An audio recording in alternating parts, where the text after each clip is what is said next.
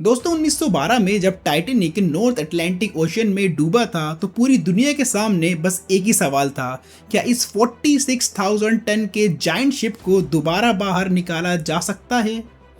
Guys, last 100 years में human technology ने space explore कर लिया है, चांद पर कदम रख लिए हैं और ओशियंस के सबसे डीप ट्रेंचेस तक पहुंच गए हैं।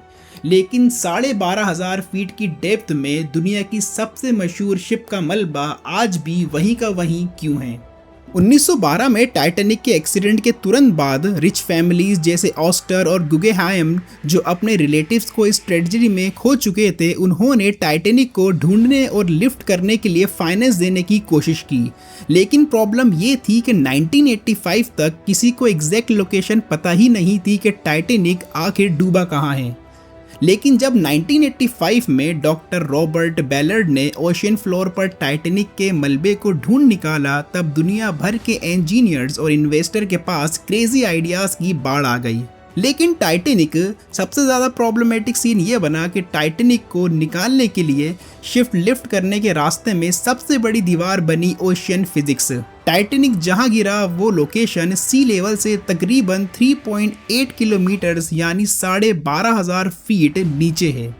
इस डेप्थ में वाटर प्रेशर होता है लगभग 6,000 psi, जो कि आपके ऊपर एक साथ हजारों हाथियों का वजन रखने के बराबर है।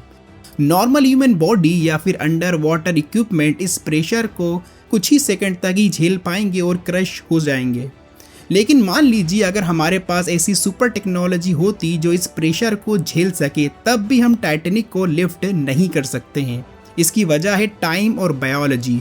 जब टाइटैनिक 1912 में डूबा था तो वो दो हिस्सों में टूटकर डूबा था। सबसे बड़ा ट्विस्ट तब आया जब साइंटिस्ट ने खोज की एक स्पेशल टाइप के बैक्टीरिया की, जिसका नाम था हेलोमोनस टिटेनिक। ये रस्ट ईटिंग बैक्टीरिया पिछले 110 साल से टाइटैनिक के स्टील को और आयरन को अंदर ही अंदर खा रहा है। इंजीनियरिंग और बायोलॉजी के अलावा तीसरा और सबसे बड़ा रीज़न है यूनेस्को इंटरनेशनल ट्रीटीज़। टाइटैनिक कोई मामूली शिप रेक नहीं है, ये 1500 से ज़्यादा लोगों की अंडर वाटर ग्रेव साइट है।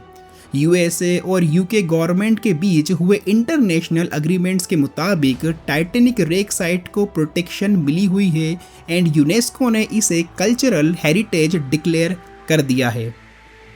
So all in all, extreme depth का वायलेंट प्रेशर, 100 साल से मेटल को खाने वाले rust eating bacteria, fragile structure और इंटरनेशनल ग्रेव साइट लॉज, इन चारों रीजंस के मुताबिक टाइटैनिक कभी भी ओशन फ्लोर से बाहर नहीं लाया जा सकता है। टाइटैनिक समुंदर की गहराइयों में डूबा था और वहीं हमेशा के लिए गायब हो जाएगा। आपके हिसाब से क्या हमें टाइटैनिक के मलबे को ऐसे ही नेचर के हवाले छोड़ देना चाहिए या उसको किसी भी तरह प्रिजर्व करने की कोशिश करनी चाहिए?